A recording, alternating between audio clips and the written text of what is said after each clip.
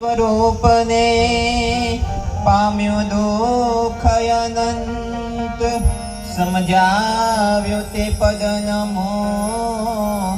જય જય સદગુરુ ભગવંત, જય જય સદગુરુ ભગવંત, સદગુરુ ભગવાનનો જય. 3-4 લીટી ભજનની ગઈ, પછી વિરામ કરી દઉં. હે જેને સમર્થ સદગુરુ મળ્યા રે, સત સમજાયું છે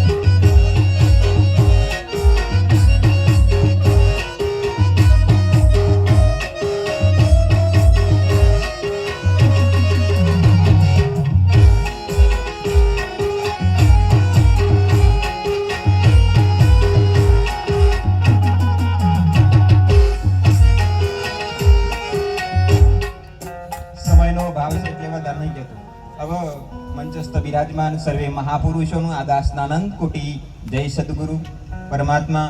ધર્મસભામાં ઉપસ્થિત સર્વે જિજ્ઞાસુ મોમોક્ષ સર્વે માતાઓ બહેનો વડીલોનું ખૂબ ખૂબ વંદન.